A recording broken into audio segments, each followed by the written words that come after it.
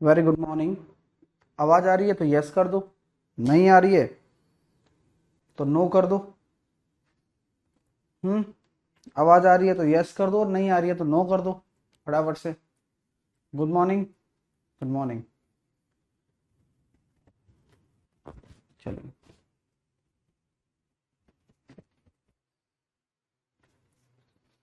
चलिए स्टार्ट करें। शिवराज कह रहा है नो। अब शिवराज से ये पूछो कि कितना बड़ा हमने खेल खेला है तुम्हारे साथ। जब मैंने तुमसे बोला कि नहीं आ रही है तो नो कर दो, तुमने कि ये कैसे सुन लिया, ये बताओ पहले। ये ही सबसे बड़ी कमी है कि बुद्धा बुद्धि का भी उपयोग नहीं कर पाते तुम। चलिए, वह वक्त है, यह वक्त वक्त है, एक दिन बदल जाएगा, आज तेरा है कल मेरा भी आएगा। हाँ, सिंपल सी बात है। चलिए स्टार्ट करते हैं। Very good morning. Profit loss का पार्ट नंबर 7 हम कवर कर रहे हैं। आइएगा, शुरुआत करते हैं। ठीक है, अब यहां थे ना, 11111 पर थे, है ना, जहां पर विक्रय मूल्य 104 पर थे, जहां पर हम विक्रय मूल्य को समान करने बैठ रहे हैं। अब कल तक हमने जो लास्ट कॉन्सेप्ट सीखा था, वो लास्ट कॉन्सेप्ट था कि क्रय मूल्य पर बात हो, क्रय मूल्य अलग अलग हो, या क्रय मूल्य पर आपको परसेंटेज प्रॉफिट या परसेंटेज लॉस दिया हुआ हो, तो नेट परसेंटेज प्रॉफिट लॉस निकालना था जेएसएम मेथड से या वेटेड एवरेज से। तो तुल्यांक एवरेज से भी निकाले थे हमने, जो फॉर्मूला हमने परसेंटेज में सीखा था। ठीक है, अब उसी के बिहाफ पर हम आगे चल रहे हैं, कॉन्सेप्ट को बहुत अच्छे से समझेंगे हम, क्योंकि हमारा जो कॉन्सेप्ट है बड़ा ही शानदार रहने वाला है। ठीक है, देखिए, एक दुकानदार एक घड़ी को 15% के लाभ पर और एक मोबाइल को 15% की हानि पर बेचता है। यदि प्रत्येक का विक्रय मूल्य इतने रुपए है, प्रत्येक का मतलब समझते हो ना, हर किसी का विक्रय मूल्य इतने रुपए है, ऐसा बोला जा रहा है। तो अगर हम ये कह सकते हैं कि एक दुकानदार किसी वॉच को 15% के लाभ पर बेचता है, तो 15% का लाभ होता है 23/20। जैसा कि आप जानते हैं, 115/100 भी कर सकता हूं। और अगर मैं बात करूं मोबाइल को, मोबाइल मोबाइल को 15% की हानि पर, यानी कि 17/20। ऐसा मैंने क्यों किया?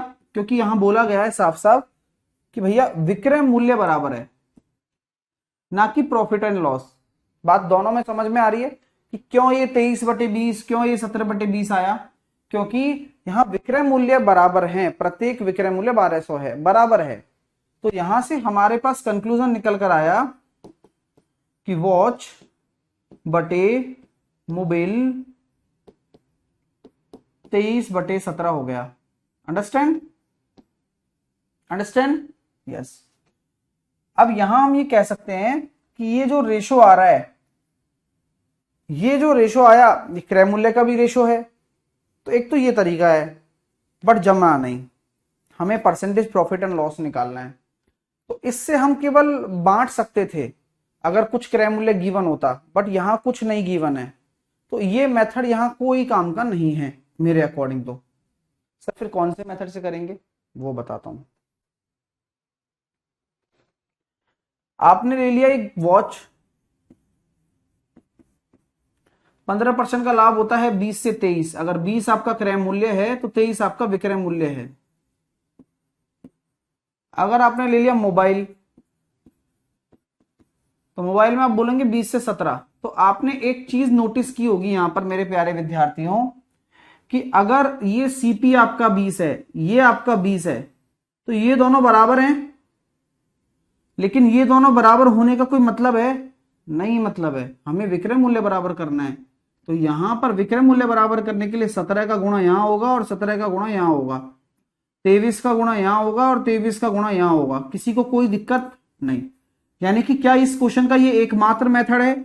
एकमात्र लीगल मेथड है। मैं बात कर रहा हूं, एकमात्र लीगल मेथड यही है, जो कि शॉर्ट भी है, जहां रुपए से कोई लेना देना नहीं है। यही लीगल मेथड है, जहां 1200 का कोई लेना देना नहीं, क्योंकि परसेंटेज में हम बात कर रहे हैं। तो कुल मिलाकर आपका वो कितना आ गया? अब टोटल जुड़ेगा, टोटल कॉस्ट प्राइस और टोटल सेलिंग प्राइस। तो 340। अब मैं यहां 20 को कॉमन ले लेता हूं और इंटू 40 कर देता हूं, तो ये हो गया 800। तो 800 तो हमारा कॉस्ट प्राइस आ गया। 17 दूनी 34, 340 और 51, 340 और 51 हो गया 391। 391 और 800 में से अगर आपने बात कर ली 18 घटाने की,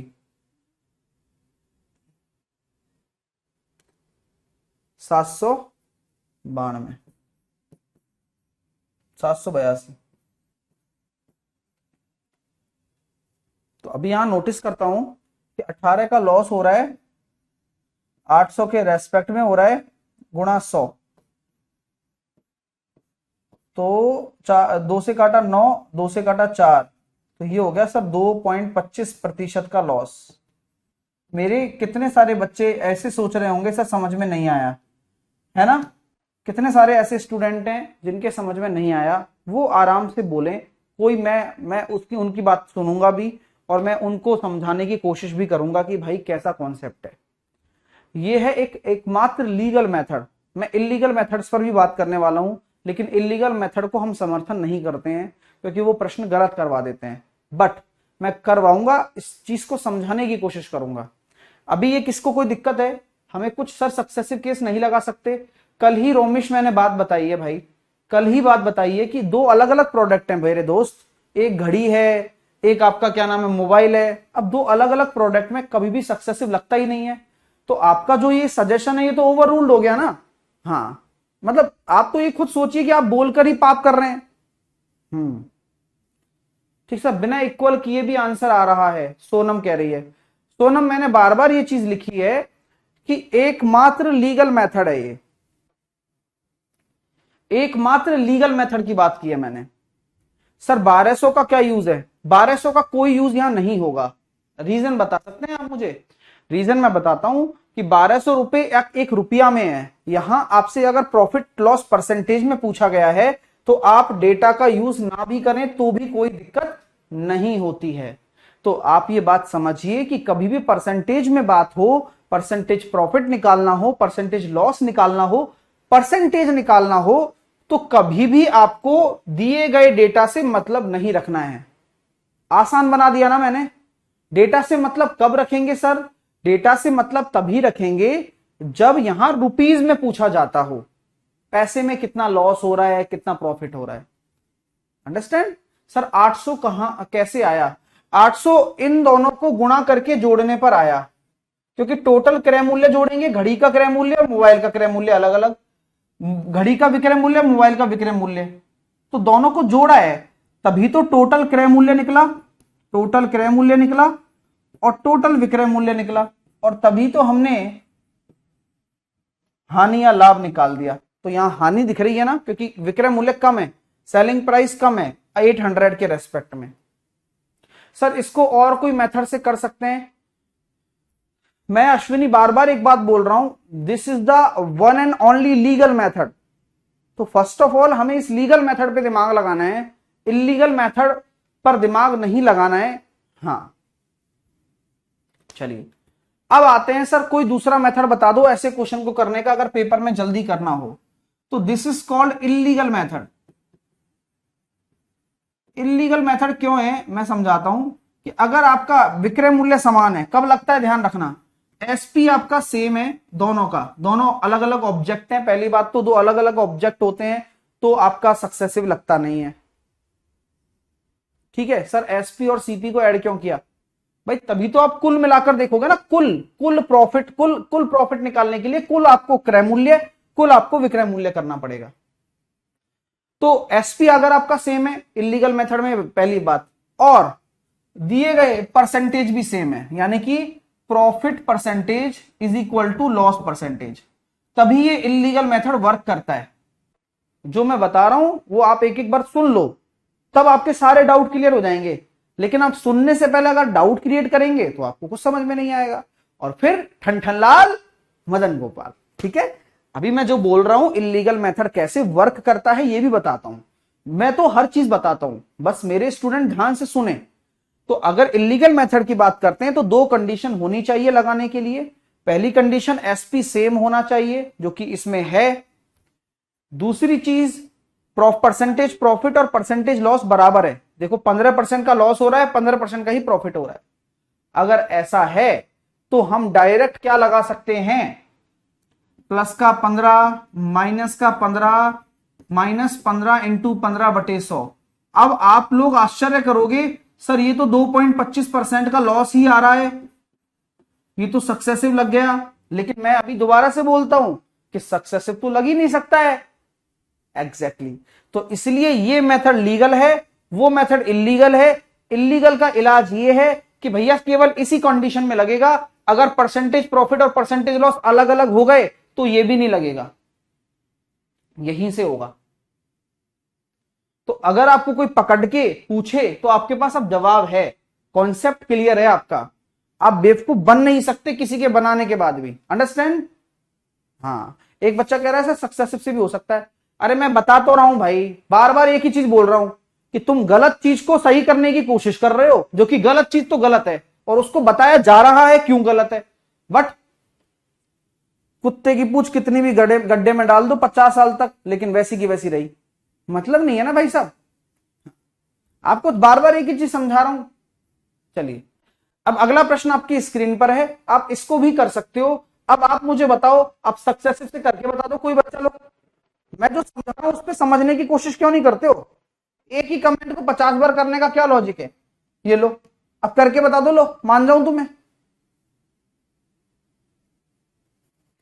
अब मुझे सक्सेसिव से करके बता दो जो होशियार बन रहे हैं।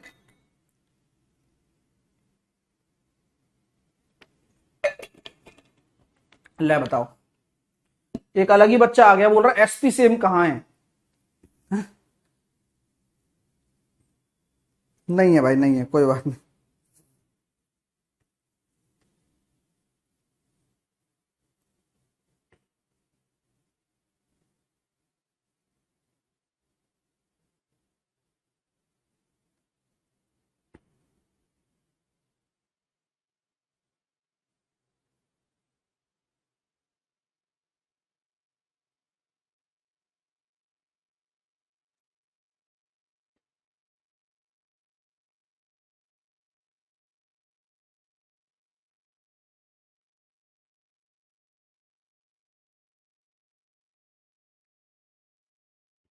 आया ना आंसर?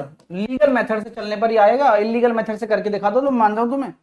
सर इतने रुपए की दर से दो रेडियो बेचता है, यानी कि एसपी सेम है, क्योंकि प्रत्येक की दर है ना, मतलब दोनों को इतने रुपए में बेचता है, तो विक्रय मूल्य बराबर है। कंडीशन वही रहेगी, 20 से 23 पहले वाले के लिए, दूसरे वाले रेडियो के लिए 20 से 17। विक्रय मूल्य बराबर होना चाहिए, जैसा कि अभी किया था, यहां 17 का गुणा होगा ऊपर वाले रेशो में, यहां 23 का गुणा होगा, क्योंकि विक्रय मूल्य बराबर करने मुझे। अभी हमने यहां जोड़ा था तो कितना आया? 800 तो हमारा ये टोटल क्रय मूल्य निकल कर आया, जो कि निकालना जरूरी है। और 782 हमारा टोटल विक्रय मूल्य निकल कर आया, जो कि निकालना जरूरी है। आपसे ये इंडिविजुअल विक्रय मूल्य दे रखा है, आपको नुकसान निकालना है, तो नुकसान कितने का आ रहा है? 18 अनुपात का, 18 अनुपात का लॉस हो रहा है भाई। तो मैं ये कह सकता हूं 23 गुणा 17 डायरेक्टली मुझे बराबर करना पड़ेगा 5865 के, क्योंकि अब मुझे रुपीज में बात करनी है, तो अब मैं रुपीज को बराबर कर रहा हूं और यहां से सॉल्व करने बैठ रहा हूं।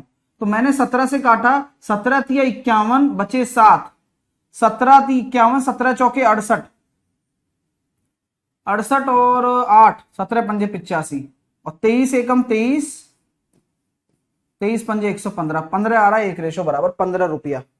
तो यहां से हम गुणा कर लेते हैं, तो 18 का लॉस हुआ और 15 से गुणा कर दिया, ठीक है। हाँ, तो पूरी प्रक्रिया में कितने लाभ या नुकसान हुआ? तो आंसर कितना आ रहा है? 270। 270 रुपए का लॉस हो रहा है, ये आंसर आएगा। इस पूरी प्रक्रिया में 270 रुपए का लॉस हो रहा है, ठीक है। तो आंसर इनमें से कोई भी नहीं है। आंसर या आप ऑप्शन चेंज करवा लेते हैं और मैं डायरी में भी लिख लेता हूं, जो कि आपकी A4 साइज आएगी तो उसमें सही हो जाएगा। तो पूरी प्रक्रिया में 270 रुपए का लॉस हो रहा है। Question number 105। क्वेश्चन नंबर 26 के बाद सीधा 105 ही आया ना? हाँ, क्वेश्चन नंबर 105 में ऑप्शन रॉन्ग है, ऑप्शन रॉन्ग है और आंसर 270 होगा, ठीक है।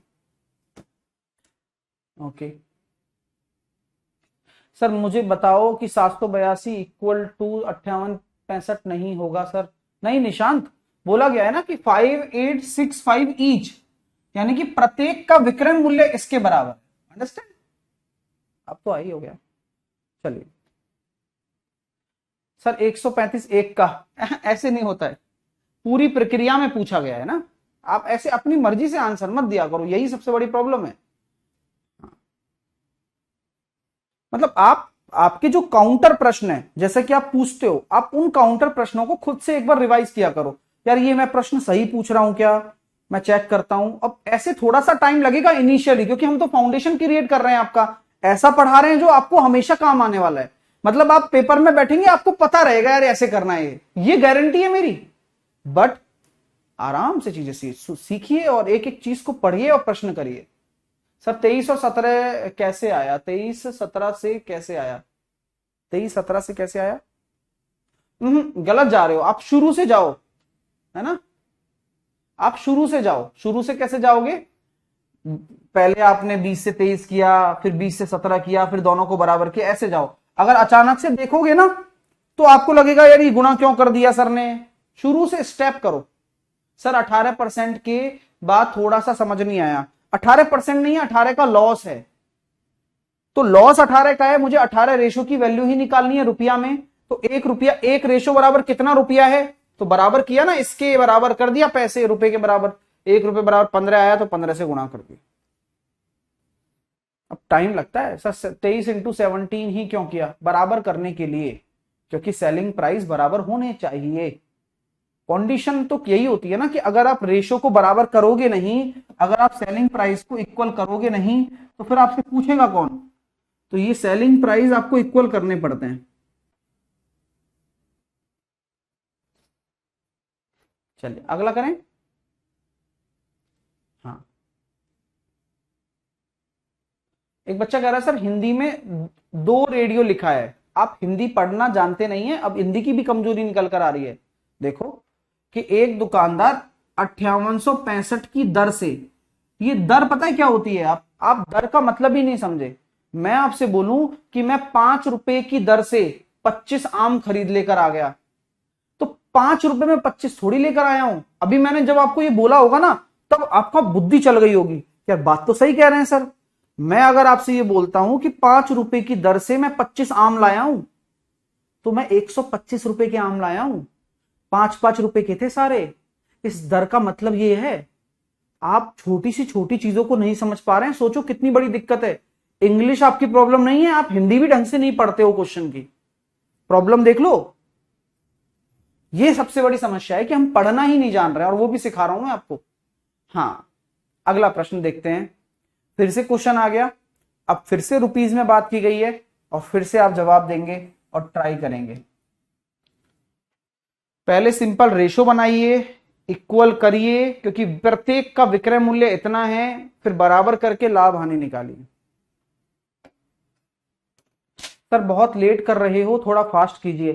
शेखर, फास्ट करने में इनको समझ में नहीं आएगा बच्चों को, और बच्चों को समझ में नहीं आए तो फिर तो मैं घर पे ही करके आ जाता हूं, क्लास भी क्यों लूं,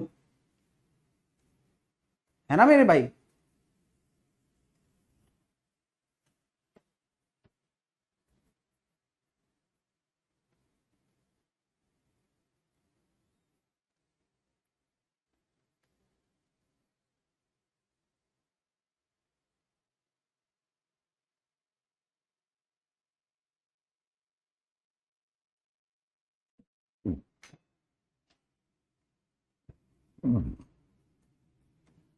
देखो आंसर भी आने लग गए स्टूडेंट्स के।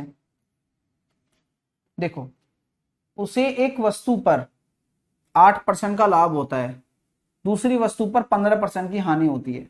सभी छात्र सामने ध्यान दें, विक्रय मूल्य सेम है, ठीक है। तो एक वस्तु पर 8% का लाभ हो रहा है, तो 8% को हम क्या बोलते हैं सर? 8/100, 4 से काट दूं 2 बार और 4 से काट दूं 25 बार। तो मैंने यहां देखा कि 25 अगर मेरा क्रय मूल्य है तो 27 मेरा विक्रय मूल्य होगा। आप तो बस हाँ या ना में जवाब दे दिया करो। ये पहली वाली वस्तु के लिए है। दूसरी वाली वस्तु के लिए क्या बोला जा रहा है भैया? 15% की हानि। तो 15% की हानि अभी बताई थी ना, ये सर 20 से 17। तो अब जितने बच्चों को प्रॉब्लम होती है, अब आप मेरे को बताओ कि भाई ये पहली वाली वस्तु का विक्रय मूल्य है, ये दूसरी वाली वस्तु का विक्रय मूल्य है, इन दोनों को बराबर कैसे करूंगा। तो आपको यही समझा रहा हूं मैं कि यहां 17 से गुणा करना पड़ेगा और यहां 27 से गुणा करना पड़ेगा। क्यों? क्योंकि भैया तभी तो ये दोनों बराबर होंगे। सही है, वहां 17 से गुणा करना पड़ेगा, यहां 27 से गुणा करना पड़ेगा। अब आपको कुल लाभ और हानि रुपए में निकालनी है, तो अब आपको रुपए में बात करनी पड़ेगी। तो पहले आपको क्रय मूल्य जोड़ना पड़ेगा। तो 17 पंजे 85 और 17 दूनी 34, 340 और 85, 340 और 80 420 और 420 425 हो गया,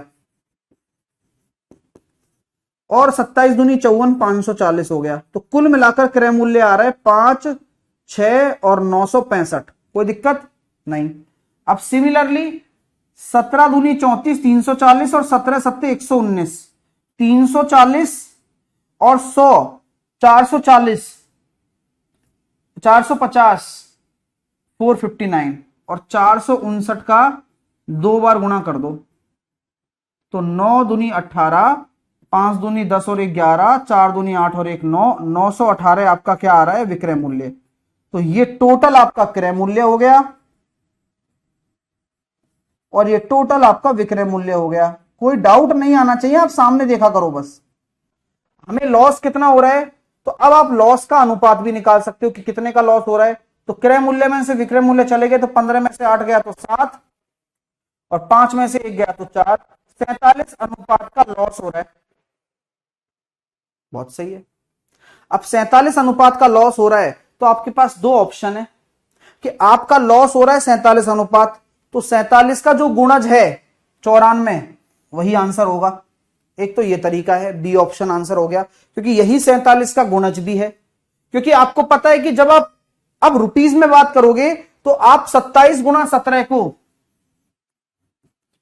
बराबर करोगे प्रत्येक के विक्रय मूल्य के, क्योंकि अनुपात को रुपीस के बराबर करने का एकमात्र विकल्प यही है कि आप यहां से जो रेशो है विक्रय मूल्य वाला उसको इसके बराबर कर दो, रुपीस के बराबर। तभी तो एक रेशो की वैल्यू रुपीस में निकलेगी और तभी तो 47 रेशो की वैल्यू निकलेगी।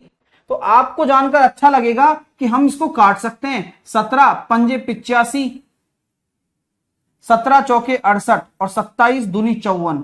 तो एक रेशो बराबर अगर 20 रुपया आ गया, इसीलिए कन्वर्जन बन गया कि एक रेशो बराबर 20 रुपया है, तो 43 रेशो लॉस है, तो रुपीस में कितना होगा, इसको 20 से गुणा कर दिया तो आ गया ना 940।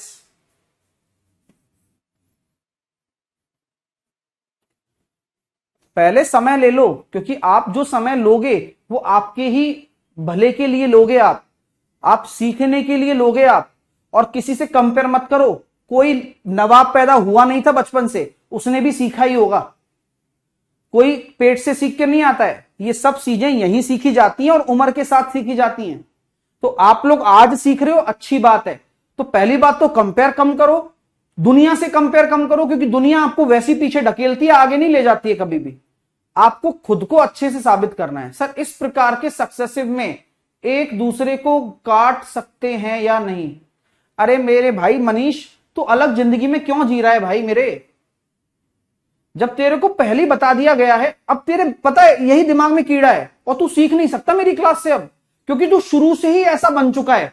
आदत होती है ना किसी बच्चे की कि यार मैं तो पागलपंथी ही करूंगा, तो अब वो दिन पर दिन बढ़ती भी जा रही है और ना सीखने के बहाने ढूंढता है डेली। अब भाई जब एक्सप्लेन कर दिया गया है कि सक्सेसिव नहीं लगता, तो फिर तूने बार बार यही प्रश्न पूछ के खुद का ही तम समय वेस्ट कर रहा है ना? सर टोटल को क्यों जोड़ दिए, इससे पहले वाला नहीं किए हैं? मेरे को नहीं समझ में आया। पहले आप पन्ना पलटिए पहले।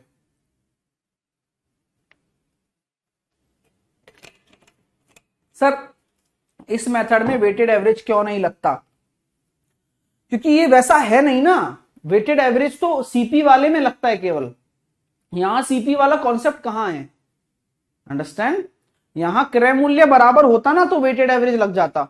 ऑलरेडी सब क्लियर है आपके लिए। आपसे मैं यही तो पहले भी एक्सप्लेन कर चुका हूं कि वेटेड एवरेज जब अभी मैंने स्टार्ट किया था ना, तो दोस्तों कल तक हमने वेटेड एवरेज वाले कॉन्सेप्ट किए जहां क्रय मूल्य समान था, क्रय मूल्य का रेशो दे रखा था, तब हम वेटेड एवरेज लगा दिए। यही बोला था ना आके मैंने पहले ही मिनट में मैंने यही वर्ड बोले थे। और उसके बाद फिर मैंने कहा कि चलो अब अगला कंसेप्ट सीखते हैं जहां विक्रय मूल्य सेम है। तो अब वो पिक्चर तो वहीं खत्म हो गई उसी कॉन्सेप्ट के साथ। सर 17 और 20 कैसे निकालते हैं? परसेंटेज पढ़ना पड़ेगा।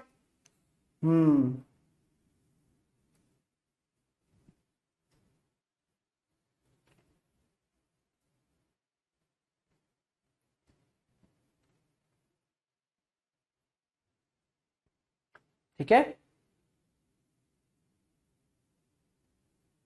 अगले के लिए तैयार हैं आप खुद ट्राई करेंगे? आप खुद ट्राई करें, ट्राई करना है ना, मजाक नहीं करना है। आप एक एक स्टेप बाय स्टेप चीज लिखें। चलो,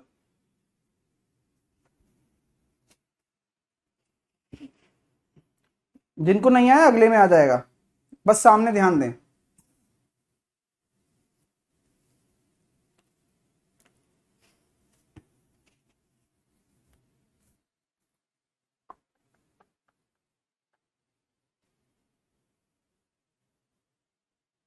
अप्रोक्सीमेट देना है।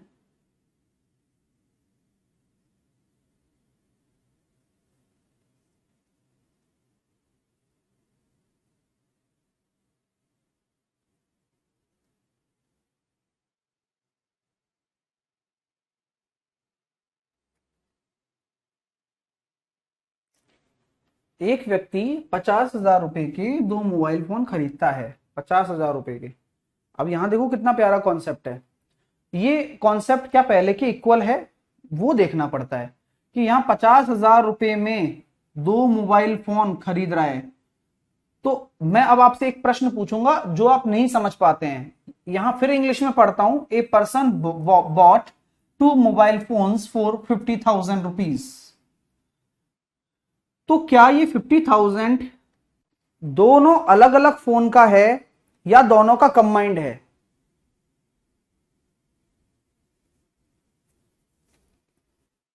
बोले। और ये दोनों का सेलिंग प्राइस है या कॉस्ट प्राइस है? तो आपके सवालों के जवाब यूं मिलेंगे आपको कि दोनों का मिलाकर सीपी है, पहली बात तो। और पहली बात तो ये सीपी है सर, एसपी नहीं है। एसपी नहीं है, सेलिंग प्राइस नहीं है ना, ये सीपी है। ठीक है, ओके, वेरी गुड। और एसपी नहीं है, ये कंबाइंड सीपी है, यानी कि कंबाइंड कॉस्ट प्राइस है। ओके, तो मेरे स्टूडेंट को दो डाउट क्रिएट होंगे, मेरी बात ही सुन लोगे ना तो आपके सारे डाउट खत्म हो जाएंगे। तो अगर ये कंबाइंड सीपी है तो क्या मैं ये बोल सकता हूं कि इंडिविजुअल सीपी ये है और दूसरे का ये है, ऐसा मैं कह सकता हूं? नॉट एट ऑल, मैं ऐसा नहीं कह सकता, क्योंकि प्रश्न मुझे बता ही नहीं रहा है कि भाई पहले वाले प्रोडक्ट का इतना है दूसरे का इतना है।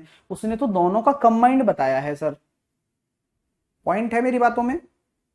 अच्छा, अगर दोनों के अलग अलग सीपी दिए हुए होते तो ये क्वेश्चन किससे हो सकता था? ये क्वेश्चन वेटेड एवरेज से हो जाता, जब दोनों के अलग जेएसएम से भी हो जाता, और फिर उसमें उसको ये लाइन लिखने की जरूरत नहीं पड़ती। बात समझ लो मेरी बात, एक एक चीज को अच्छे से समझेंगे हम।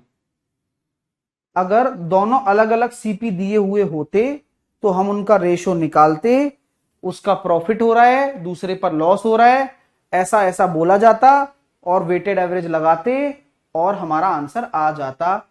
इस वाली लाइन की कोई जरूरत इसमें नहीं थी। अंडरस्टैंड? अंडरस्टैंड? बट यहां पर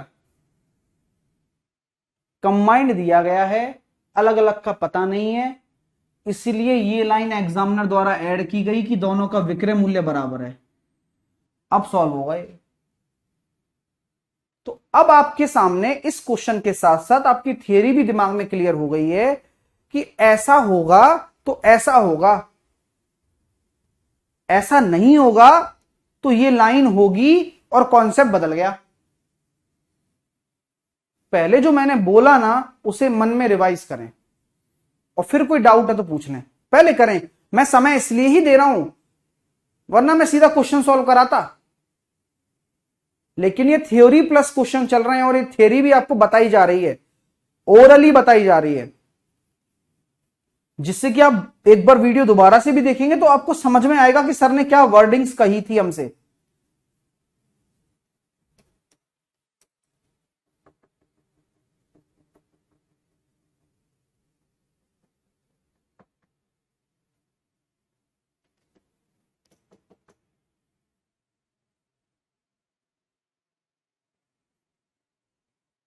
ओके, अब मेरी बात सुनो, बस हो गया काम। पहली वस्तु का 15% के लाभ पर बेचना, तो 115/100, और जो हमने पहले पहले किया था ना वही कंसेप्ट लगेगा। दूसरी वस्तु को 20% की हानि पर बेचना, 80%/100 बराबर है, क्योंकि ये भी तो सेलिंग प्राइस हो रहा है और ये भी सेलिंग प्राइस हो रहा है, और दोनों का सेलिंग प्राइस बराबर है। तो ये पहला और दूसरे ऑब्जेक्ट्स का सीपी का रेशो आ गया, ये अच्छा लगा मेरे को। तो मैंने यहां 5 से काटा 16 बार, और यहां 5 से काटा मैंने 23 बार, और बस। तो ये टोटल कितना आ रहा है? 39 रेशो। 39 रेशो किसके बराबर है? 50,000 के बराबर। ओहो, वाओ, मजा आ गया। अब मैं 39 को 40 मान लूं तो एक रेशो बराबर हो जाएगा 1.25, ऐसे ही मान रहा हूं। तो हानि वाले मोबाइल का, तो हानि किस पर हो रही है? दूसरे वाले पर। तो 23 इंटू 5/4 करना, एक बार अंदाज ले रहे हैं बस अपन, है ना। मैं आपको सिखाई देता हूं कि कैसे कैलकुलेशन कर रहा हूं। मैं इसको लगभग 40 मानता हूं। 39 मानूंगा तो ज्यादा आएगा, 40 मानूंगा तो कम आएगा। तो 5/4 ऑलरेडी कम है, तो 5/4 ऑलरेडी कम है, आंसर ज्यादा वाला होगा। ठीक है, तो मैं इसको सॉल्व कर दिया। 115/4, तो 4 दूनी 8, ठीक है, बचे 3, 4 8 32। हाँ, तो ये आंसर 28,000 से ज्यादा आएगा।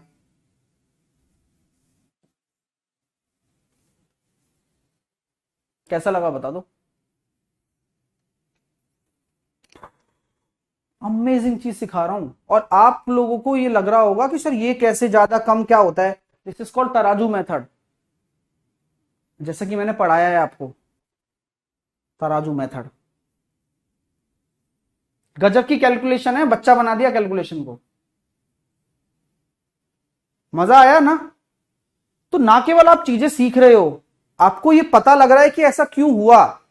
मेरे हर एक स्टूडेंट से मैं यही कहूंगा कि हम क्लास में अगर ध्यान दे लेंगे ना, हम क्लास में अगर ध्यान दे लेंगे तो आपके 99% डाउट क्लियर हो जाएंगे। 99%। अब ध्यान नहीं दोगे तो बस दिक्कत आ जाती है फिर।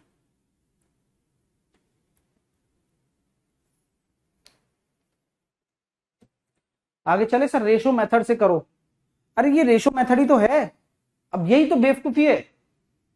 हाँ, ठीक है, इसको रेशो मेथड ही नहीं पता लग रहा भाई। अल्टीमेटली रेशो से करेगा तो भी तो वही आएगा, 16/23 ही तो आएगा। करके देखना। सर 5/4 कैसे आया? क्योंकि मेरे भाई 39 रेशो बराबर 50,000 है ना, क्योंकि टोटल क्रय मूल्य 50,000 है। तो मैंने क्या दिमाग लगाया कि यार जीरो वीरो तो छोड़ो, इस 39 को 40 मान लो, तो एक रेशो की वैल्यू 5/4 के आसपास हो गई। अब आपको हानि वाले का निकालना है तो 23 से गुणा करना पड़ेगा, क्योंकि हानि वाला जो था ना वो 23 वाला था। तो 23 इंटू 5/4 करेंगे तो ये 28 के करीब आ रहा है, लेकिन एक्चुअल में 28 से ज्यादा होगा। क्यों? क्योंकि यहां पर आपने 39 को 40 माना है, इसलिए जो आंसर होगा वो ज्यादा आएगा, मतलब जो दिख रहा है उससे ज्यादा। तो जो दिख रहा है उससे ज्यादा एक ही ऑप्शन है।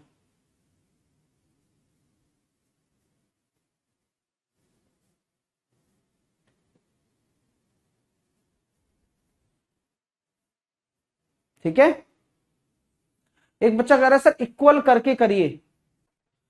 अच्छा, वैसे इक्वल करके पूछ रहे हो क्या?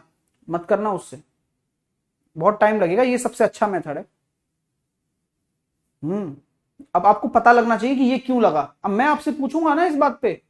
हाँ, मैं आपसे पूछता हूं और आप खुद दिमाग लगाना भाई।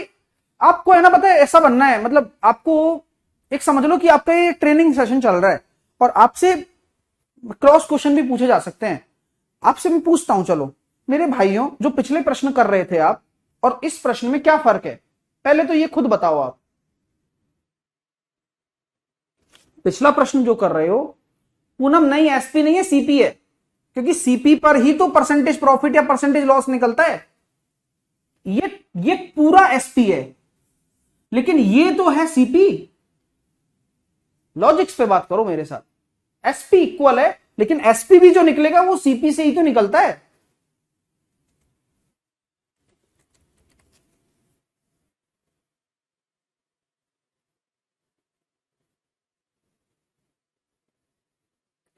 सर लॉस वाला 16 नहीं होगा ना, यहाँ लॉस वॉस नहीं, हाँ लॉस वाला तो ये होगा ना, दूसरे वाले पर ही तो लॉस हो रहा है, दूसरे को हानि पर बेचा जा रहा है, तो दूसरे के सामने वाला रेशो ये है, तो यही तो होगा, दूसरा वाला ही तो है, दूसरे वाले पे ही तो लॉस हो रहा है। हम्म सर पहले एसपी दिया था, very good sir. Each CP was same in this question and sale price दिया था और इसमें कॉस्ट प्राइस दिया है, एग्जैक्टली exactly. बहुत अच्छा समझा। मैंने आपसे एक प्रश्न पूछा, बहुत सारे बच्चों ने उसके जवाब दिए, और जो नहीं दे पा रहे हैं कमेंट में वो लिखें या मुंह से बोलें कि सर पिछले प्रश्नों में ये चीज चल रही थी। अब मैं आपको एक्सप्लेन करता हूं पिछले प्रश्नों में क्या हो रहा था। पिछले प्रश्नों में ये था कि एसपी सेम है और एसपी ही दिया हुआ है हर किसी का, बट ऐसे क्वेश्चनों में कंबाइंड सीपी दिया हुआ है, मतलब ओवरऑल कॉस्ट प्राइस आपको दिया हुआ है दोनों का, और एसपी बराबर है। पिछले वाले में एसपी बराबर था, बट एसपी गिवन था पर्टिकुलरली। यहां पर एसपी भी सेम है, बट सीपी दिया हुआ है टुगेदर। तो जब ऐसा कॉन्सेप्ट होता है तो यही सबसे अच्छा है, और वैसा होता है तो रेशो से कर सकते हैं। अंडरस्टैंड? आपको आएगा धीरे धीरे, आप पहली बार सीखते हो तो अच्छा नहीं लगता, आपको लगता है अरे यार हम तो पहले वाले प्रश्न के कंफर्ट जोन में चले गए थे और आपने वहां से जगा दिया हमें। ऐसा होता आया है और ऐसा होता रहता है बच्चों के साथ। सर 16/23 सीपी कैसे ही पता नहीं चलता, और सब ठीक है। चलिए 16/23 सीपी कैसे है, ये पूछना चाह रहा है कि यार ये सीपी का रेशो कैसे है। मेरे मेरे भाई बुद्धि चला, मैं आपसे बोलता हूं कि 15% का प्रॉफिट हो रहा है पहले वाले पर, तो पहली वस्तु के सीपी पर 15% का प्रॉफिट लिखेगा, तभी तो तेरा एसपी बनेगा। इसी को ही तो एसपी कहता है। अरे बोल दे भाई। तो मैं कह सकता हूं कि पहली वस्तु के सीपी पर 15% का प्रॉफिट से ही तो एसपी आएगा पहली वस्तु का। इसी प्रकार बराबर है दूसरी वस्तु के सीपी पर 20% का लॉस, यानी कि 80/100, और ये दूसरी वस्तु का एसपी हो गया, और दोनों एसपी बराबर करने को बोल रहा है। तो ये जो रेशो आएगा ये सीपी का ही तो रेशो आएगा।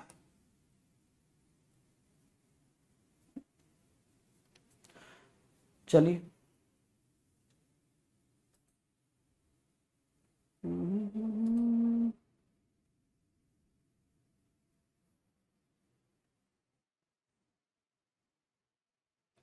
आराम से सोच लो, हर डाउट क्लियर है वैसे तो, बट वही है कि थोड़ा सा वो पन है ना, बचपना है तुम्हारे अंदर कि हाँ यार देखते हैं, होगा तो होगा नहीं तो नहीं होगा। सर 40 रेशो समझा दीजिए। आराम से समझ गया सब। चलो नेक्स्ट। अब बताओ क्या करोगे। अब खुद ही एक्टिव होना है, और मेरा हर वो बच्चा आंसर देगा जो मेरी बातें सुन रहा है। सिंपल।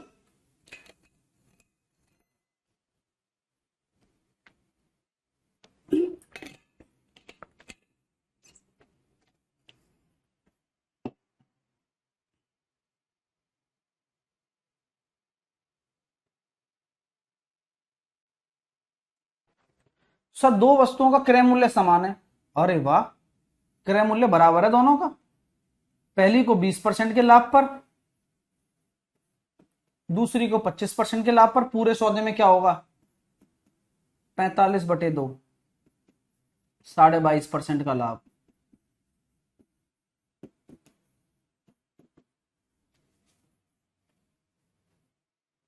बताओ क्यों हुआ?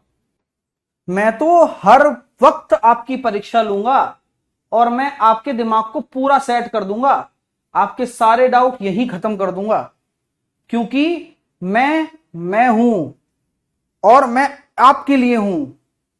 आपके दिमाग को जगाना मेरा काम है। ऐसा क्यों हुआ यहां पर? रेशो क्यों मेथड क्यों नहीं लगाया? एसपी बराबर क्यों नहीं किया? बोलो।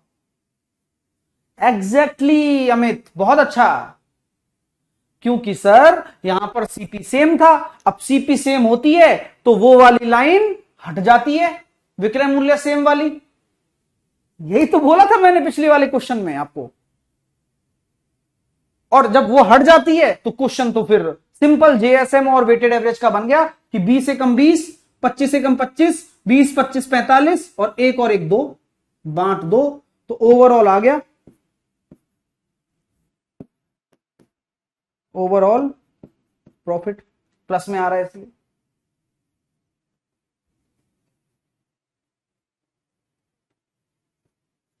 आया ना, बैठ रहा है ना, अब सेटिंग बैठ रही है, अब बैठेगी।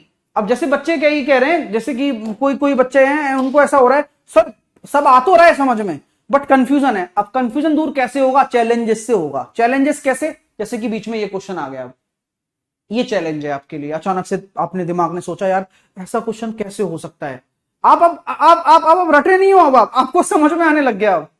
अब जब समझ में आने लगता है ना, अब जैसे अब इतने दिन तक दिमाग का उपयोग करते रहोगे, अब मैं मान लो एक तरह की क्वेश्चन कराऊं और उसके बाद कराऊं नहीं, तो आपके तो दिमाग में ये बैठ जाएगा अरे यार ये तो यही तरीके से होता है, चल।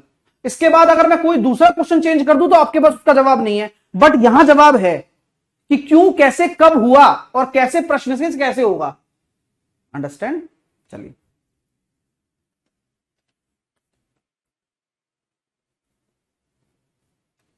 अगला करें।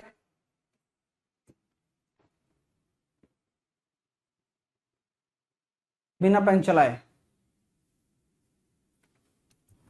अंकित क्लास में नया लग रहा है, बोला जेएसएम क्या है सर? परसेंटेज पढ़ जाकर यार। क्यों सोते रहते हो? जाग भी जाओ कभी। क्यों रोते रहते हो? मान भी जाओ कभी। सर दो वस्तुओं का क्रय मूल्य समान है, 15% का लाभ, 20% का लाभ, तो दोनों लाभ हैं तो जुड़ गया 35 और दो वस्तुएं बटे दो।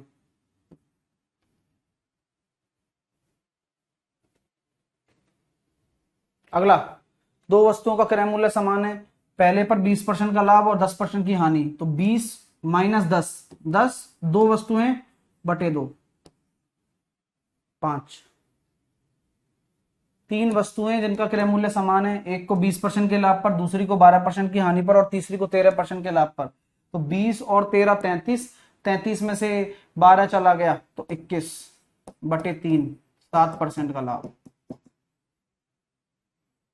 एक व्यापारी दो वस्तुओं को 1200 रुपए प्रति पर बेचता है, इस पर ये हो रहा है, तो हानि का मान बताओ। यहां तक क्लियर है? अब अलग अलग कॉन्सेप्ट आ गया। अब 3 आ जाए, 4 आ जाए, 50 आ जाए, कोई दिक्कत है क्या? बोलो।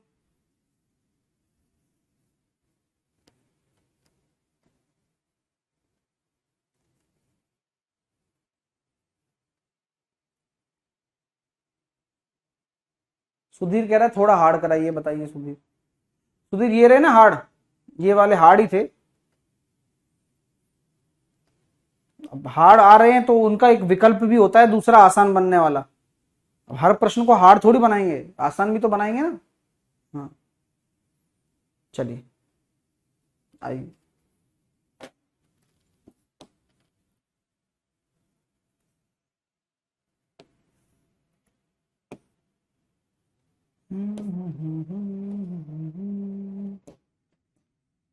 हेडिंग डाल लेना।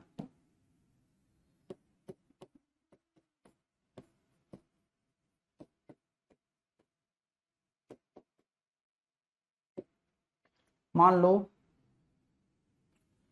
वस्तु खरीदी आपने, मान लो 1/4 वस्तु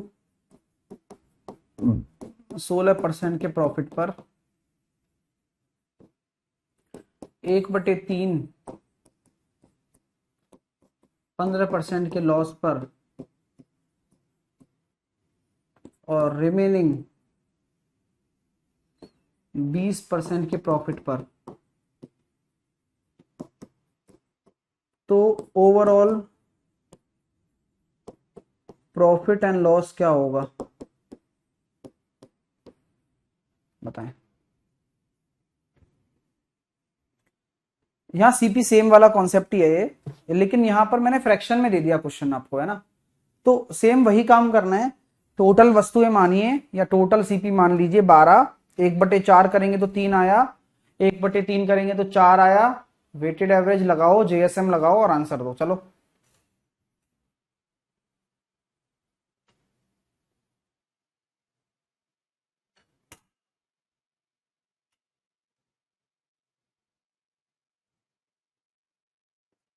आंसर दीजिए भैया।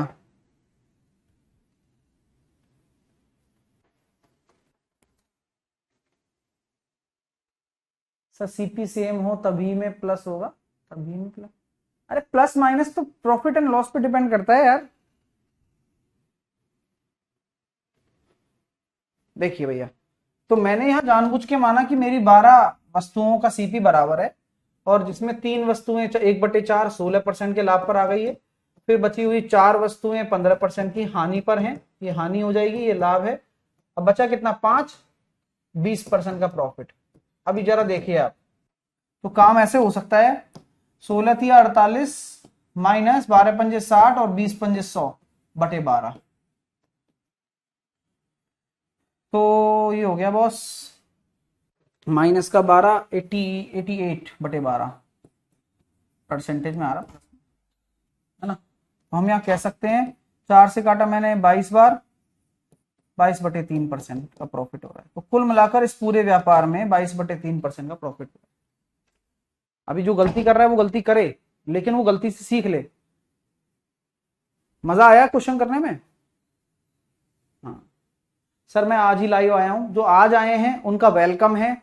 और आप लोगों को मेरे को देखकर थोड़ी सी तकलीफ हो रही होगी कि यार सर क्या करा रहे हैं, जो आज आए हैं या कल आए हैं या नए स्टूडेंट हैं। लेकिन मैं उन स्टूडेंट से हाथ जोड़कर यह विनती करूंगा कि किसी भी बुक को उसके कवर पेज को देखकर जज नहीं करना है। जैसे कि आज आप क्लास में आए हो तो आपको यह ना फील हो कि यार सर क्या पढ़ा रहे हैं यार, ये तो मेरे तो समझ में ही नहीं आ रहा। क्योंकि अभी थोड़ी पिक्चर आगे चल रही है, पिक्चर को समझना है तो पिक्चर शुरू से ही देखनी पड़ेगी भाई। तो आप परसेंटेज से शुरू करो, है ना। ये बात कहना मानोगे तो आपको मेरा असली रोल समझ में आएगा कि मूवी में क्या है। अगर बीच मूवी में मेरी एक्टिंग देखोगे तो मेरी एक्टिंग समझ में नहीं आएगी। हाँ भाई सर ठीक है सर, 12 ही क्यों लिया? क्योंकि 12 ऐसा होता है ना जो 4 से और 3 से दोनों से कट जाता है। ये पहले बताया था यार मैंने, अभी भी भूल जा रहे हो क्या? 4 और 3 से कटने वाली संख्या ले लो ना, और छोटी से छोटी ले लो। बड़ा क्यों लेंगे? फिर हार्ड हार्ड कैलकुलेशन करने की क्या मतलब है? ठीक है, एक और करते हैं इस पे, फिर आगे चलते हैं ना। सीपी सेम कॉन्सेप्ट वाला है, सीपी सेम कॉन्सेप्ट है ना, जहां पर बोला जा रहा है कि 1/3 वस्तुओं को 7% के लॉस पर 1/3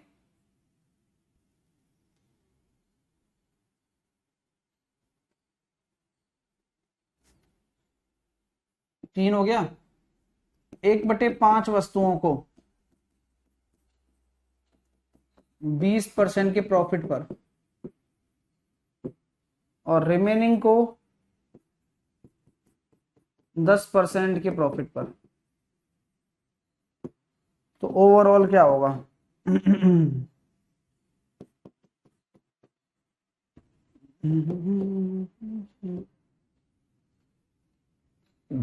मैंने 3 से डिवाइड कर दिया सर। 3 से नहीं करना ना, वस्तुएं जब 12 हो गई तो 12 से करोगे ना। अब जब 3 अलग अलग होती तो बात अलग है।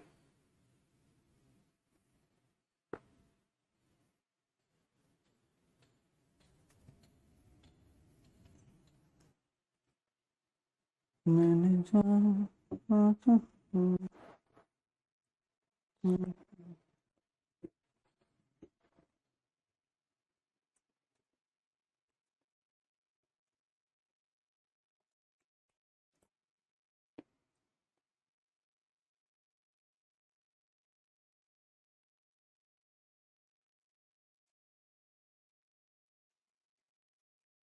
Very good very good very good.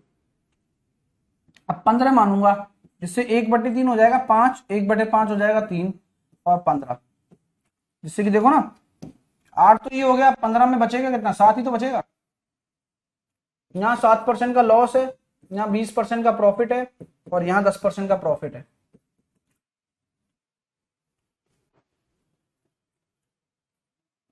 बीस दिया 60 और 70 माइनस का 35,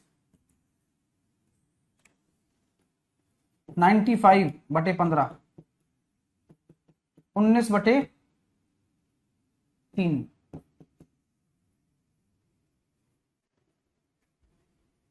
क्लियर हो गया? आगे चलें, कर पा रहे हो ना? अब कोई इशू तो नहीं है? मेरे को बता दो अगर है तो भाई।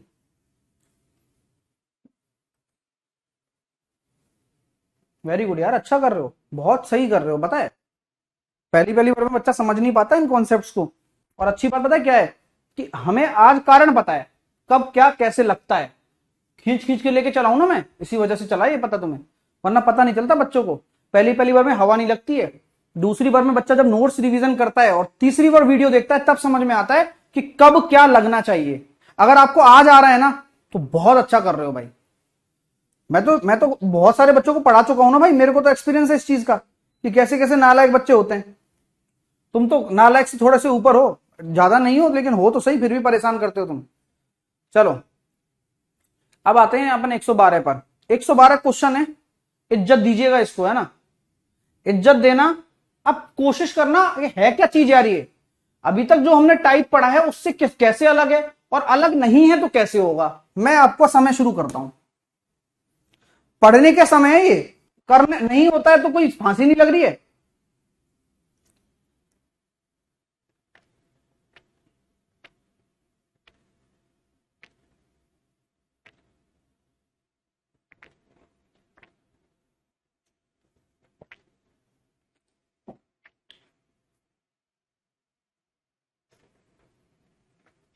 आया आंसर है तुम्हारा तो, है क्या किया तुमने ऐसा, 30 सेकंड के अंदर अंदर ही आया।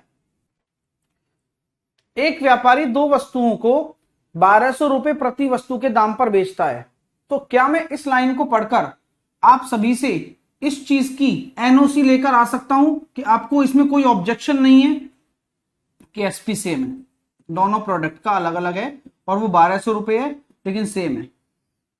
क्या आप मुझे इसकी एनओसी दे सकते हैं? हाँ, क्या आप मुझे इसकी एनओसी दे सकते हैं?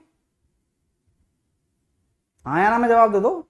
यस सर, एनओसी पूरी तरीके से दी जाती है आपको। हाँ बिल्कुल सही बोले हो, पहली लाइन तो आपने अच्छे से पढ़ी। अब बोला जा रहा है सर उसमें से एक वस्तु को 25% का लाभ और दूसरी को 25% की हानि होती है, तो हानि का मान बताओ। तो भाई ऐसी बात है, वही तरीके से होगा ये तो। 25% का लाभ यानी कि 4 से 5 और 25% की हानि यानी कि 4 से 3। एसपी को बराबर करिए और बजाइए बीन। यहां 3 का गुणा किया, यहां 5 का गुणा किया, और यहां टोटल क्रय मूल्य कितना आ रहा है, 20 और 12 32 और 15 और 15 30। ये टोटल आपका सीपी है और ये टोटल आपका एसपी। किसी को कोई दिक्कत है तो बोलो। प्रत्येक 1200 किसका है, प्रत्येक का है, तो क्या मैं कह सकता हूं 15 रेशो बराबर 1200 कर दो। हाँ, 15 8 120, एक रेशो बराबर 80 हो जाएगा। हाँ, तो हानि 2 रेशो की हो रही है, 2 की तो हो रही है, 32 से 30, 2 रेशो की और 1 रेशो बराबर 80 है, तो 160 रुपए का हानि हो जाएगा। अब कोई डिफरेंस था क्या? क्या पिछले क्वेश्चनों में कुछ डिफरेंस था? इसमें कोई डिफरेंस नहीं था। ये सर पहले वाले टाइप से रिलेटेड है, दूसरे वाले टाइप से, आज की क्लास के पहले वाले टाइप से रिलेटेड है। मैं अब ये चीज से मैं आपसे एग्री पूछ रहा हूं, एग्री हो या नहीं है बताना चाहो।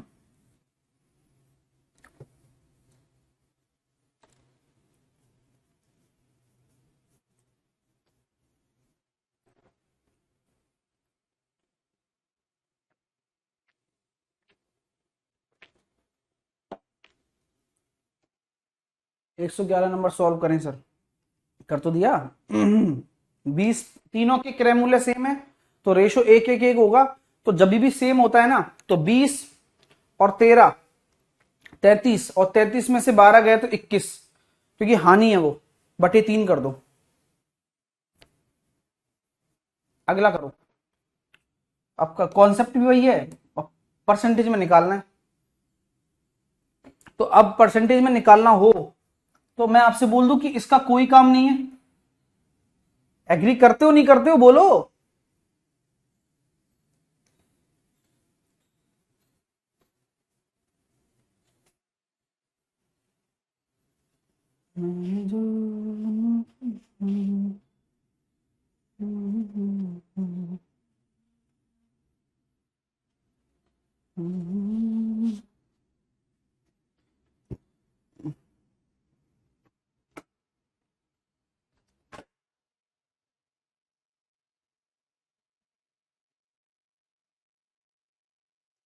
इसका कोई काम नहीं है। अब 720 का, और क्या।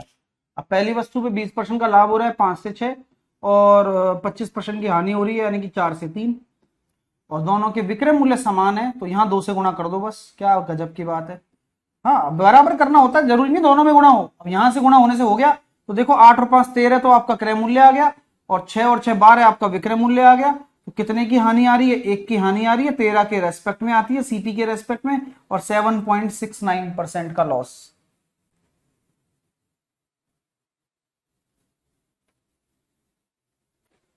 और ठोस सबूत के साथ है। और डेटा क्यों यूज नहीं करना ये भी आपको पता है, डेटा कब यूज करना ये भी आपको पता है। और क्या लोगे?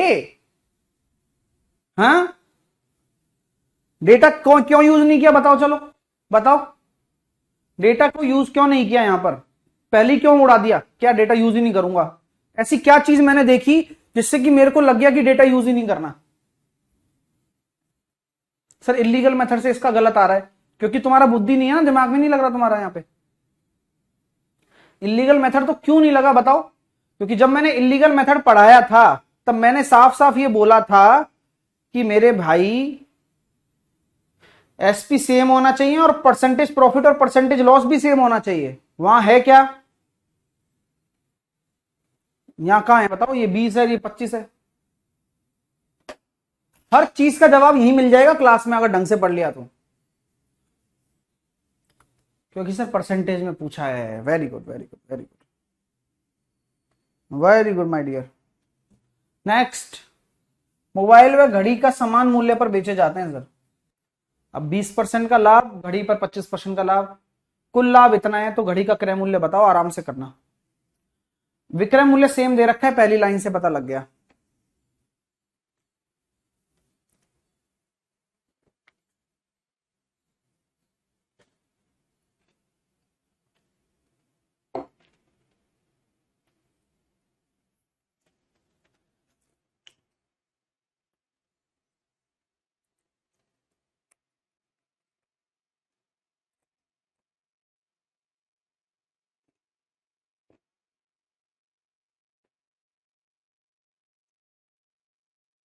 अब यहां मजा आएगा। विक्रय मूल्य सेम है और लाभ दे रखा है, लाभ। एक मोबाइल है 5 से 6, 5 अगर क्रय मूल्य है तो 6 विक्रय मूल्य है।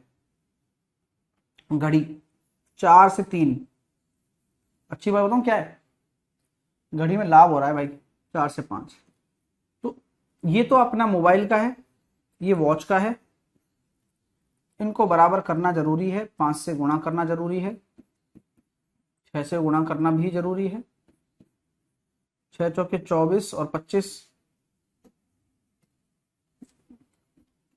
49, और 30 और 30 60।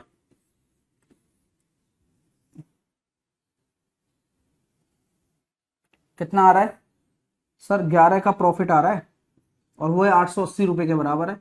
और यही हमें फायदा मिल गया यहां से कि 1 बराबर 80 रुपए आ गया तुरंत। तो अब घड़ी घड़ी का निकालना है केवल, तो घड़ी का क्रय मूल्य कहाँ है? 24 तो 24 इंटू 80 कर दो बस, केवल घड़ी की बात कर रहा है।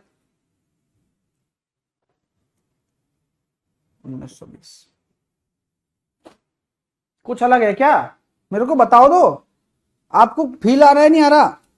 और जिस दिन आप बिना कुछ सीखे चीजों को बनाने लग जाओगे ना, अपने दिमाग से, उस दिन आप समझ लेना कि आप परफेक्ट हो चुके हो मैथ को करने में। क्योंकि मैथ इसी का नाम है, ना केवल मैं मैथ आपको पढ़ा रहा हूं, मैं मैथ आपको सिखा रहा हूं कि सिखाया कैसे जाता है। हाँ, तरीका थोड़ा अलग है मेरा, बट बहुत काम का है।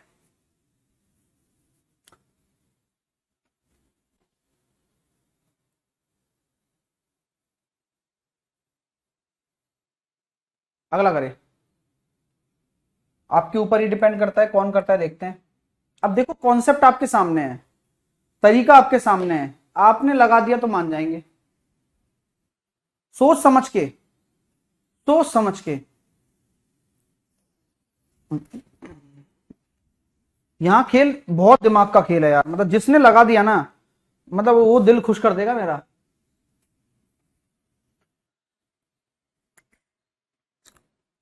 सीपी केवल उसका पूछा है,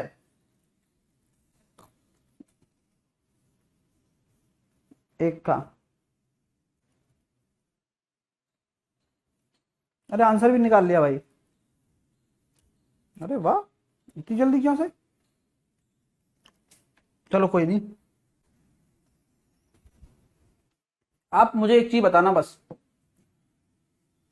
इसके 2 से 3 मेथड हैं, बट पहले हम वो मेथड सीखेंगे जो हमें आता है। हम वो मेथड क्यों सीखेंगे जो नहीं आता है। एक व्यक्ति ने 5500 रुपए में 2 टेबल खरीदे। अच्छा, टुगेदर, टुगेदर, टुगेदर, क्या यार है फिर भाई वाले वेटेड एवरेज क्यों लगेगा इसमें। कंबाइंड सीपी वाला कॉन्सेप्ट है, टुगेदर कॉन्सेप्ट है, तो वेटेड एवरेज तो ओवर रूल, खत्म, नहीं लगेगा। अच्छा सर, एक को 6% के लाभ पर, अच्छा, दूसरे को 5% के नुकसान पर, अच्छा, और पूरी प्रक्रिया में लाभ ना हुआ और ना हानि हुई। तो लाभ ना हुआ ना हानि हुई, तो क्या मैं कह सकता हूं पहली वस्तु का 6% का लाभ दूसरी वस्तु के 5% की हानि के बराबर है। क्योंकि जब ना तो लाभ हुआ ना हानि हुई, तो लाभ जो है वो हानि के बराबर ही होगा।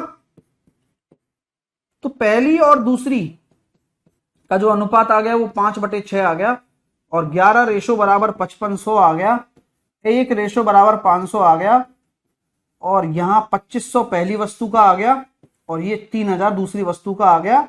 और आपके मन में मच गई खलबली, बहुत तगड़ी वाली खलबली मच चुकी है आपके अंदर। बोले सर बाकी सब ठीक है, बट यहां 106 क्यों नहीं आया और यहां 95 क्यों नहीं आया। किस किस के मन में डाउट है ये, है तो बोलो, नहीं है अगर पहले ही समझ लिया, इसी को कहते हैं कि आपका दिमाग काम करने लग गया है।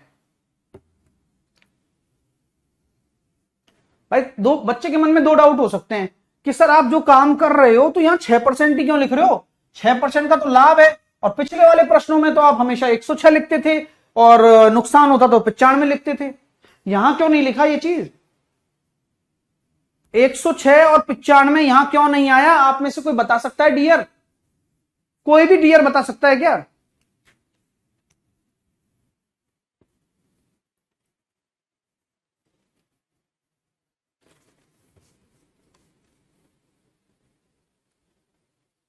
क्योंकि प्रॉफिट लॉस के बराबर है।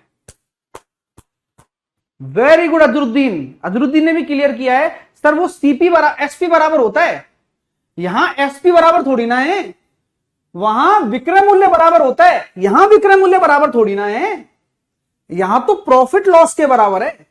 तो प्रॉफिट तो 6% ही है और लॉस 5% है। बहुत बढ़िया मेरे स्टूडेंट्स, बहुत बढ़िया यार, बहुत अच्छे। समझ कहते हैं इसी को, खरीदी नहीं जाती है और ना ही नोट्स में लिखने से आती है, ये यहां डेवलप होती है। आप डेवलप कर पा रहे हैं, अब अच्छा लग रहा है मेरे को। क्योंकि सर उन जब अब आपने देखा ना, कंपेयर किया होगा दिमाग में, यार हाँ यार सही कह रहे हैं सर, लेकिन सर ने एक प्रश्न खड़ा कर दिया यार, 106 और 95 क्यों नहीं आया। ये आप पूछते इससे पहले मैंने आपको बताया, क्योंकि भाई क्लियर हो जाएगा यहीं से, क्योंकि यहां प्रॉफिट लॉस के बराबर है, तो केवल प्रॉफिट और लॉस ही लेना है, एसपी नहीं है, वहां एसपी बराबर होता है, यहां एसपी बराबर बोला ही नहीं है। हम्म, बस। हाँ, अब एक दूसरा मेथड भी है, लेकिन अभी तक तो यही मेथड आपके काम का है। दूसरा मेथड आपको समझ में आएगा नहीं आएगा पता नहीं, एलिगेशन मेथड है। एलिगेशन अभी पढ़ाया नहीं ना मैंने इसलिए।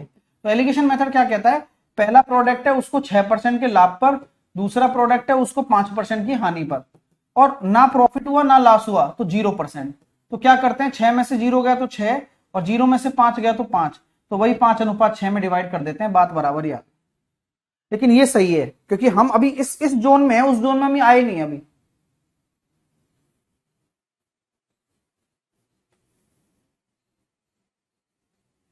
ठीक है, हाँ, अगला करके दिखाओ। अब ये फाइल भी हो गई खत्म। चलो, राजेश 120 रुपए का लाभ कमाता है यदि वह पेंसिल 2.5 रुपए प्रति पेंसिल के हिसाब से बेचता है, और 62 रुपए का नुकसान उठाता है यदि वो पेंसिल इतने रुपए के हिसाब से बेचता है। तो कितनी पेंसिल है? नया कॉन्सेप्ट है, न्यू कॉन्सेप्ट डाल लेना। और जो भी मैं कॉन्सेप्ट लिखा रहा हूं ये सब आपको नोट्स में लिखने हैं, ये सारे क्वेश्चंस के साथ में, जिससे कि प्रॉपर नोट्स बन जाएंगे अलग अलग कॉन्सेप्ट के।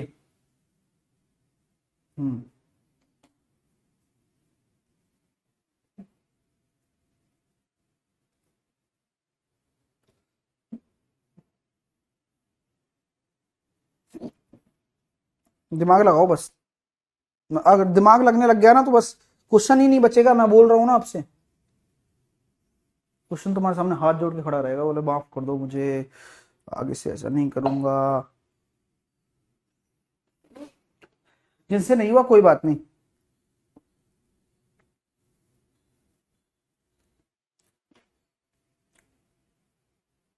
शिकवा नहीं किसी से, किसी से गिला नहीं, नसीब में नहीं था जो हमको मिला नहीं।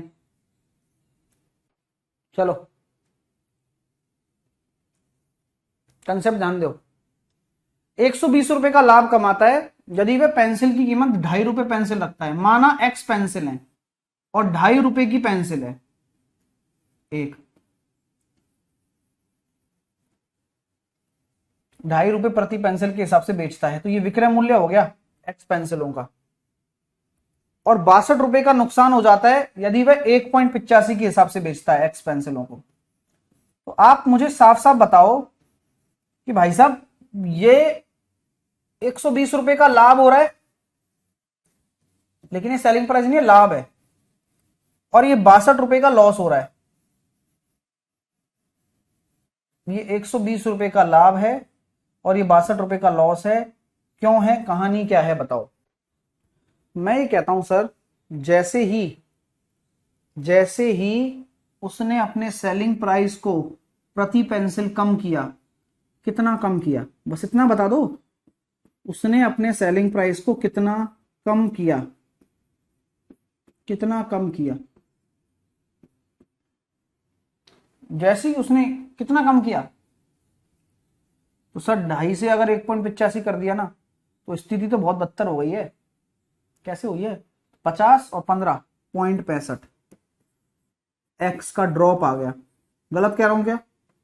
तो ये ड्रॉप उसको कहां ले आया, प्रॉफिट 120 से 62 लॉस में ले आया, यानी कि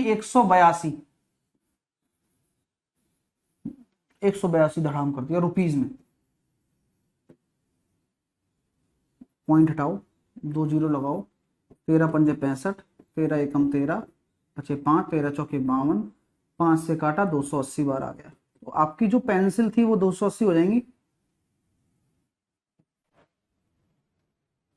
बताओ, गलत कर रहे हैं तो हम, बताओ। और कोई कंसेप्ट में दिक्कत हो तो बताओ, क्योंकि तो ये नया कॉन्सेप्ट है, आपके पल्ले पड़ेगा, 100 बार पड़ेगा है। आपको समस्या है तो बताओ भाई। और लॉजिक समझ में आया कि आपने सेलिंग प्राइस को धड़ाम किया तो प्रॉफिट रुपया कितना गिर गया, 120 तो प्रॉफिट ही प्रॉफिट था, और उल्टा लॉस में भी चला गया। तो ये जुड़कर आता है, वैसे सोचना है ना। अगला क्वेश्चन आप लोगों के लिए है, अलग है। कोई वस्तु अपने वर्तमान विक्रय मूल्य से इतने परसेंट पर बेचा जाता है तो के परसेंट का नुकसान होता है। यदि वर्तमान विक्रय मूल्य पर बेचा जाता है तो 2 के परसेंट का लाभ होता है। तो के कितना है, सोचिए। सर ऐड क्यों किया, हेमा ऐसे मत सोचो, हेमा गलत सोच रही हो। ऐसे मत सोचो कि इसमें से ये घटा दिया तो इसमें से भी ये घटेगा, ऐसे सोचती हो क्या आप में से कितने बच्चे ऐसे सोच रहे हैं कि सर इसमें से आपने ये घटाया है तो 0.65 आया है, इसमें से ये घटा दो। क्यों घटा दो यार, क्यों घटा दो? और घटाते भी हो तो घटाओ, ऐसे घटाओ लेकिन कि 120 प्रॉफिट है और माइनस का 62, अब घटाओ तो 120 में से माइनस का 62 घटेगा तो माइनस माइनस प्लस हो जाएगा। अब ठीक है, लेकिन बुद्धि वैसे चलाओ आप। हाँ बुद्धि चलाओ। बुद्धि कैसे चलानी है कि आप 120 के प्रॉफिट पर थे और 62 के लॉस पर चले गए, तो आप कितना नीचे गिर गए हो? 120 तो प्रॉफिट खत्म हुआ और लॉस में और चला गया 182। ऐसे सोचो आप, क्योंकि प्रॉफिट और लॉस है ना तो ऐड हो जाते हैं वो आपस में। तो फिर अब जैसे मान लो घटाने की बात आती तो घटाओ फिर, लेकिन लॉस को फिर माइनस में लो।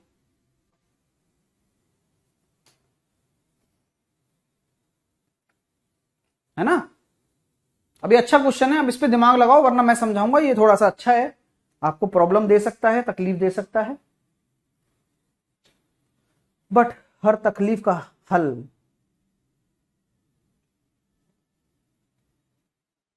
है हमारे पास।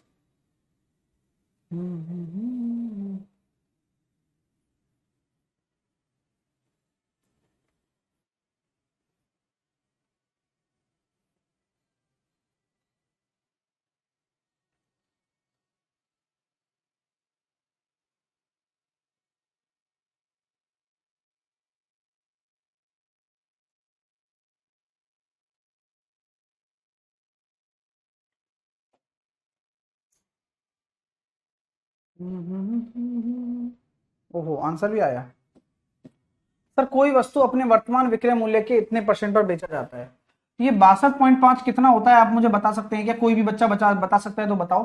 सर 12, ये 5/8 होता है सर। यानी यानी यानी अगर उसका विक्रय मूल्य मैं बोल देता हूं 8x है, लेकिन वो बेचा कितने पर जा रहा है? 5x पर, ऐसा बोला जा रहा है। तो बेचा जा रहा है 5x पर, तो उसको k परसेंट का नुकसान हो रहा है। तो मान ला सीपी, मान ला मैंने सीपी मान लिया सीपी, तो उसको k परसेंट का नुकसान हो रहा है, तो सीपी माइनस का 5x बटे सीपी। अरे यार इसको वैसे करें तो कैसा लगे? कैसे करोगे? लाइन बनाकर, जैसे मान लो 5x पर बेचा जा रहा है तो नुकसान हो रहा है k परसेंट का, और वर्तमान मूल्य पर बेचा जाता है तो 2% का लाभ होता है। 8x पर बेचा जा रहा है, 2% का लाभ होता है।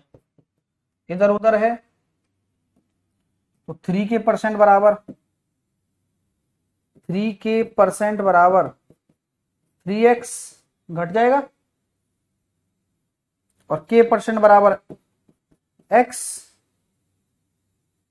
तो k का मान कितना है अभी बताता हूं। तो ये कितना हो जाएगा फिर 6x, और k का मान कितना हो गया 1/6, 16.66।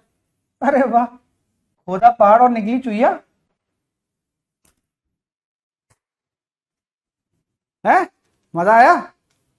सही तरीका है, वही वाला तरीका लगा दिया मैंने। तो कल लाइन वाला सिखाया था ना आपको कि दोनों तरफ है तो 3k और इसका डिफरेंस 3x, तो k% बराबर x आ गया, तो ये x ही है, तो यानी कि ये 6x हो जाएगा, और इधर कम है तो इधर बढ़ेगा सीपी।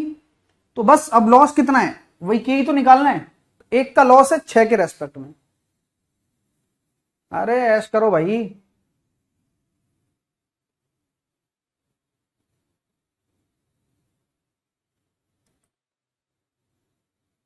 संतुष्ट हो लो पहले, और मजा आ गया नहीं आ गया ये बताओ। अब आगे कल करेंगे 118 से।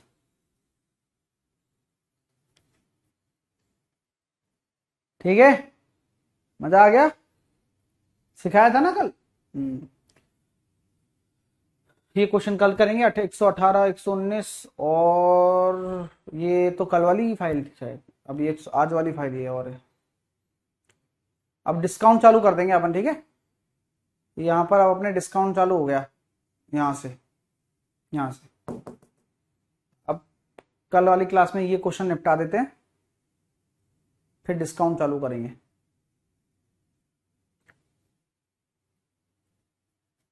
सर 6 कैसे आया? जिनको 6 समझ में नहीं आया ना, सच बोलो एक बात, कल वाली क्लास देखना, ठीक है? चलिए, मजा आ गया?